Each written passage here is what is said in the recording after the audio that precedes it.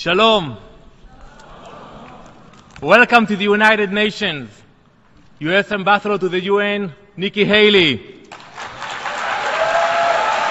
Yes, she deserves it. Jay Sekulow, the Chief Counsel of the American Center for Law and Justice. And of course, a man who is a hero to all of us, Natan Sharansky,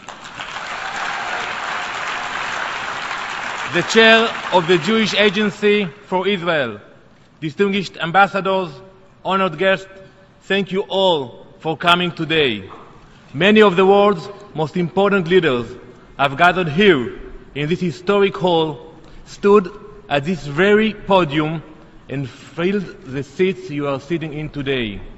It is here that countries come together to determine the direction of the international community and to shape our common future. Last year, I saw many of you.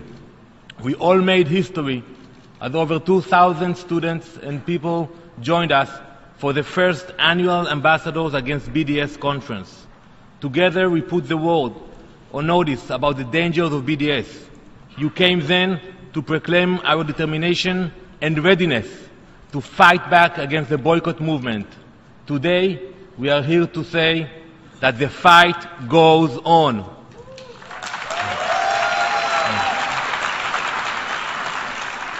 As we look back over the past year, we can all be proud of our accomplishments.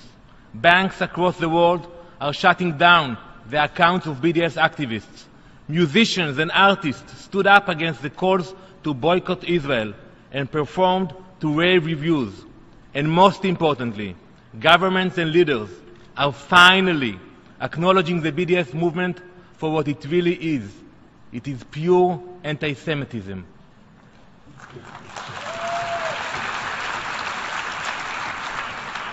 Thank you, Ambassador Haley, for recognizing the dangers of BDS and for being the first U.S. governor to sign legislation against BDS.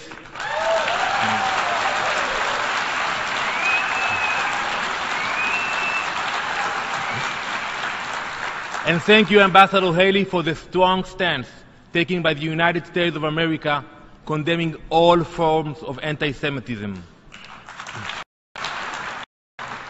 As we gather here today, there is a disturbing and troubling trend of increased anti-Semitic incidents throughout the world.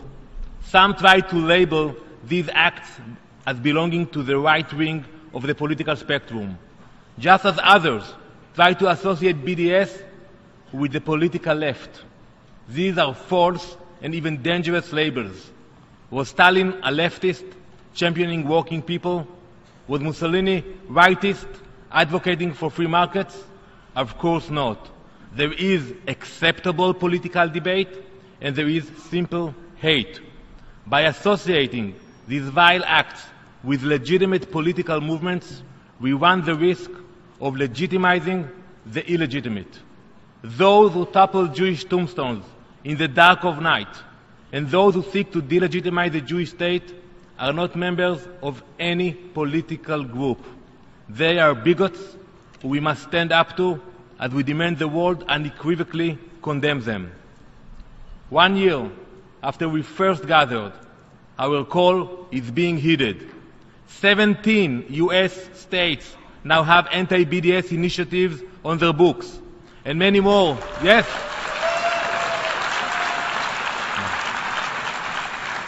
And many more will soon join them. University campuses across the world are passing resolutions condemning this false activism.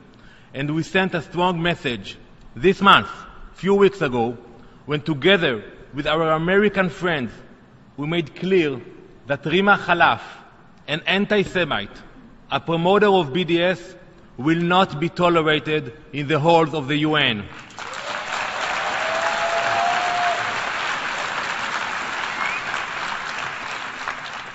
We are all fighting back, yet despite these victories, we cannot rely on our accomplishments of the past.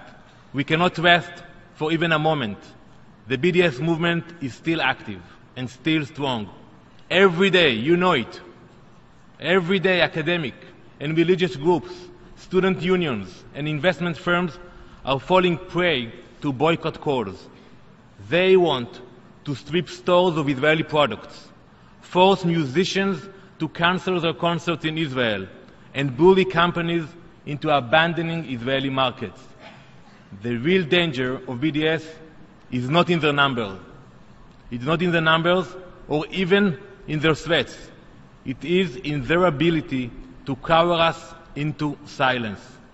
If we do not stand up strongly, if we do not speak the truth on campuses, in the boardroom, and here in the UN, they will win. If students don't have the proper tools, they will choose to stay in the library rather than standing up for Israel during Apartheid Week. Executives who are not armed with the facts will choose to take their business elsewhere. It's much easier, rather than face protests outside their corporate headquarters. This is what the forces of BDS want. They hope that apathy will slowly turn the world against Israel. My friends, you must remember that silence is weakness. Silence is defeat.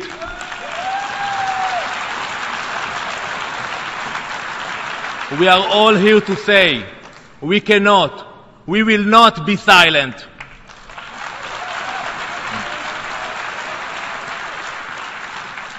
You all know about the anti-Israel bias we face here every day in the UN.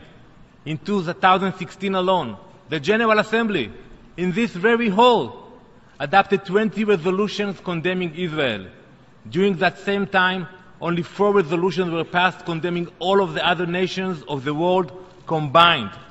Last December, the Security Council had the audacity, the chutzpah, to question the legitimacy of Israel's presence in Jerusalem. Yet, our challenges here do not end with these hate-filled resolutions. The halls of the UN are now being infiltrated by the boycott movement as well. I don't know if you heard about the UN Human Rights Council. You heard about it? You're going to hear more about it in the future. You can ask Ambassador Haley about it. The UN Human Rights Council announced that it is creating a blacklist of companies and corporations operating in parts of Israel. They want to boycott so many communities in Israel, including the hard-working residents of Jerusalem. Sadly, we have seen this before. We know anti-Semitism when we see it. We know that vandalism in Jewish cemeteries is anti-Semitism. And we know that singling out the Jewish state for boycotts is also anti-Semitism. These lists, these boycotts, remind us of dark periods in our history. But ladies and gentlemen, in those dark times, there was no independent state of Israel. Today, we will no longer be silent.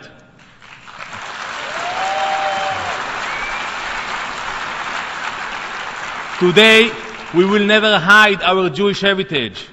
Today, Jews will not be ashamed to walk the streets with their kippahs. Today we stand proudly and support the Jewish state. Ladies and gentlemen, this conference is not about just stopping a boycott. It's about making it clear once and for all that Jewish people and the Jewish state will not be treated differently. The Jewish community does not need to be only defended, but celebrated and embraced. And Israel does not only have the right to exist, it is entitled to flourish and thrive. When you leave this building at the end of the day, we need you in public squares, audience halls, and university lectures. We need you to stand up at protests and demonstrations and advocate across social media. As Israel's ambassador to the UN, I know what it feels like when you're on your own, how it feels to stand up for what's right, even if it's not popular. But I also know that I'm never truly alone as I fight for Israel. We have true allies here at the UN who stand together with us. And all of you are not alone either as you fight BDS. Just look around you. Understand that when you stand for the truth, you are never alone. My friends, we are here today with a simple message for those who seek to harm the Jewish state and the Jewish people. We will keep fighting until we eliminate BDS on our campuses. We will keep fighting until BDS is rejected here at the UN. And we will keep fighting until anti-Semitism is finally defeated. Am Israel Chai!